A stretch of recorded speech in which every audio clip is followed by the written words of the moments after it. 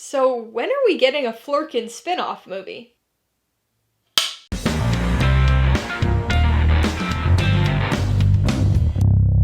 Hey everybody, welcome to Mainly Movies. Today I'm going to be talking about the 33rd film in the MCU, Marvel's 2023 superhero sequel, The Marvels. If you're new here, please consider subscribing for a variety of movie-related content like reviews, rank lists, and trailer reactions.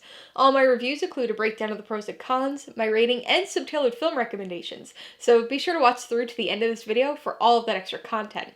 The Marvels stars Brie Larson, Teyonah Parris, and Iman Vellani, and was directed by DaCosta. It tells the location-swapping story of Captain Marvel, Ms. Marvel, and Captain Monica Rambeau as they team up to disentangle themselves and prevent the collapse of space-time. 33. There are now 33 movies in the MCU, and nearly a dozen TV shows, so to say that we've had a lot of MCU content over the last 15 years would be an understatement. With so many characters and so many movies, it's understandable that many people feel a bit burnt out with the Marvel machine. As humans, we are naturally inclined to look for patterns. It's just part of the way our brains work. We look for similarities so we can group and categorize things to make them easier to remember. And we're pretty good at picking up on recurrences. This is really useful for us in many situations, but it does make us more aware of similarities among films. And like with most franchises, the films of the MCU do have a lot of similarities. Recurring structure and plot beats, certain tropes, and so after 33 movies, our brains are very attuned to this Marvel formula, which contributes to this feeling of burnout or fatigue. Interestingly, because our minds look for these patterns and similarities, we often overlook differences, especially when thinking about franchises as a whole. And really, there actually is a decent amount of variety within the MCU. We've got origin stories, continuation sequels, team-up movies. There are spy thrillers and romantic comedies and horror movies and heist films and war movies. Some are serious and impactful, others are funny and light. And so, despite their formulaic similarities, each film does offer something slightly different that sets it apart from other movies. So, where does The Marvels fit into all of this? It's just a really fun team-up movie. Now, I'm somebody who tends to enjoy MCU movies, but rarely looks forward to them with any sort of anticipation. And that's how I felt about this movie. I liked Captain Marvel. It was actually my very first review on this channel. It's not my favorite MCU movie or anything, but I enjoyed it, so when this inevitable sequel was announced, I was moderately interested. But I've gotta say, I didn't expect to enjoy this as much as I did. Again, not a top-tier MCU movie for me, but this was so much fun. We've certainly had fun MCU movies in the past. The Guardians of the Galaxy movies, the Ant-Man films, the Spider-Man movies, the later Thor films, but this brings a different style of fun. Maybe it's partly because it was so unexpected for me, but I found this to be a refreshingly light and entertaining movie. A huge part of what makes this movie so fun is the chemistry among the three main characters. We've obviously had plenty of team-up movies in the MCU, but The Marvels brings a different spin to it. We've got three very different personalities with three very different experience levels, which makes for an interesting dynamic to begin with, but then we've also got to factor in the existing relationship connections. Carol and Monica have history, obviously, but things are a little strained between them. And then, of course, we've got Kamala, who's a Captain Marvel superfan, not only getting to meet her idol, but actually teaming up with her. It all just works so well, with Kamala acting as this binding factor. She brings this effervescent youthfulness that's very endearing, but she never feels like a sidekick or lesser component of the team. She contributes to the mission, while also aiding in reconciliation and bringing out the best in her two companions. Larson, Parris, and Vellani have very good comedic and emotional chemistry with one another, which was definitely key to the success of this film, because it really does hinge on this trio. The Marvels team dynamic is really great on an interpersonal level, but the way it factors into the story, and specifically the action, makes it even more interesting. These three characters have some similarities to their powers, and the film's driving premise is that these powers became entangled. So anytime one of these characters uses their powers, they physically swap places with another member of the team. As you could probably imagine, this is extremely entertaining to watch. We start off with some very funny and chaotic action sequences as these three characters begin switching places with no idea of what's going on. But the application of the switching concept evolves over the course of the film, so it never gets stale. Once this trio has a sense of what's going on, they're able to use it to their advantage and strategically incorporate it into their fighting style. This results in some really cool action sequences. I mean, it's still CGI heavy and full of big superhero punches and energy blasts, but even within those expected genre constraints, the action here is really creative and interestingly choreographed. It's fun to watch in a way that a lot of recent MCU fights haven't been. And only an hour and 45 minutes long, including credits, this is actually the shortest MCU movie we've ever had. And it makes a difference. I'm certainly not against long movies, and this film could have benefited from another 15 minutes of plot and character expansion, but this is easily one of the breeziest MCU movies we've had.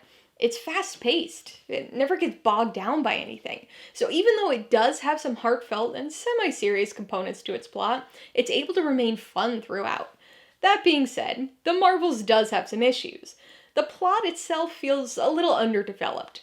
It's not a nothing story, but it does feel like we're missing pieces of it at times, and I can only imagine how amplified that feeling must be for people who haven't seen the relevant Disney Plus shows, like Ms. Marvel and WandaVision. Along with the plot, the other problem here is the villain. This is a long-standing issue within the MCU, but Dar-Benn is kind of just there.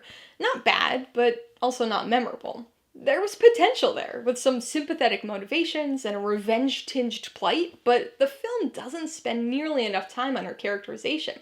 So both she and her antagonistic scheme kind of end up feeling like an afterthought in the film, purely there to drive the formation of this Marvel's team. It might not be the most intricately plotted or substantively impactful movie of the MCU, but The Marvels is a really enjoyable, fun movie. It's not irreverent, but it also doesn't take itself too seriously, allowing for some entertaining situational humor. There's a sequence on another planet where the inhabitants communicate in a unique way that was just so unexpectedly bizarre and fun. And then anything with the Flurkins. Goose is as amazing as ever throughout, but there's a specific Flurkin sequence in this film that's visually and situationally one of the funniest things to ever happen in the MCU. People in my theater were laughing so hard that they were doubled over in their seats. So when you have a movie that brings that much joy, do you really care that you don't remember the villain's name? There are 32 other movies that you can get your villain fix from, or that you can get a serious story out of. It's nice to have one every now and then that's just incredibly fun and rewatchable. Alright, let's talk about the pros and cons. Pro number one is simply how fun this movie is. There are a lot of contributing factors here, which I probably could have broken out into separate pros, but I'm consolidating for time's sake. The combination of this trio of superheroes is incredibly entertaining. We get this from back and forth between these different personalities, but it really comes together because of Kamala and Iman Vellani's endearing and funny performance. This is a breezy movie that isn't afraid to be a little silly in that early 2000s comic book movie kind of way. It's bright and lively, and it has a number of sequences that are just there to make you laugh. I'm not sure when calling a movie fun became this negative or backhanded kind of thing, but I think it's ridiculous, especially for comic book movies. They're allowed to be fun. The second pro is the action. So I've got to say, this isn't something I usually include in the pros for MCU movies. They're superhero films, so obviously they've all got action and fight sequences, but only a handful, like Shang-Chi, really stand out on that front. I mean, CGI characters and superhuman hits are only entertaining for so long. The Marvels still has CGI energy blasts and big flying fight scenes, but the switching shenanigans at the heart of the film's premise managed to make the action feel fresh and fun. The unintentional and incidental switching towards the start is really funny, but the strategic tag team choreography later on is also really creative and cool. On the con side, the biggest issue is the villain. So this is something I find myself saying more often than not with the MCU. We've had a few really good villains, but we've also had a lot of underwhelming ones. Like so many antagonists before her, I don't think Dar-Benn is a bad character. I don't dislike her. I don't have anything against her. She's just unmemorable. We're presented with a sympathetic backstory, which we often see in these cases, but there's just not enough characterization here. She feels much more like a plot device than a fully formed, fully realized character. Before I give you my rating and recommendations, I want to remind you that if you're interested in buying the Marvels or any of the other films I mentioned today, I do have affiliate links for all of them in the description below. I get a small commission from anything you buy using one of my links, so I'd really appreciate it if you'd use them if you're in the market for any of these movies. I'm gonna give the Marvels 3.5 out of 5 paws. It's a breezy and exceptionally fun superhero team-up movie. It's a little light on story, and we've got another unmemorable MCU villain, but the chemistry, action, and fish-out-of-water humor make this an enjoyable time.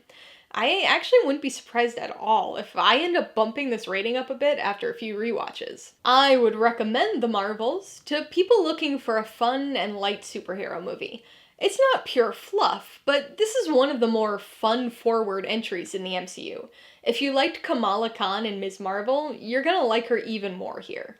But if you're looking for a serious story or endgame level impact, then you're bound to be disappointed. However, if you just want a fun, breezily rewatchable comic book movie, this will definitely get the job done. If you liked the Marvels, I would recommend Spider-Man: No Way Home. Really, any of the 3 MCU Spider-Man movies would work here, but I'm going with No Way Home because of its larger scale and amplified team dynamic. Peter Parker shares a lot of personality traits with Kamala Khan, not to mention a penchant for name alliteration. So this movie has a similar fun, youthful quality, as well as idle gushing. If you're in the mood for another fun-forward MCU film, you really can't go wrong with Guardians of the Galaxy. This one also features some very different personalities coming together to form a team, and is another entertaining and funny movie, but with a slightly stronger plot. Maybe you liked the switching shenanigans, but are looking for something a bit more substantive. If so, then you might want to check out Soul. As one of Pixar's most mature and existential films, it's definitely a bit of a tonal shift from the Marvels, but it's got some really clever body-switching humor, purpose-finding themes, and a cat that isn't quite as good as Goose, but not bad. Alright, a couple questions for you guys. Number 1, have you seen the Marvels? If so, what'd you think of it? And number 2, which MCU movie do you find to be the most fun? Be sure to leave your answers in the comments below so we can get a discussion going. Alright, so if you got some enjoyment, insight, or information out of this review, I'd appreciate it if you'd hit that like button. And if you haven't done so already, please hit subscribe while you're at it to see more videos like this. Till next time, this has been Alyssa with Mainly Movies, the way life should be.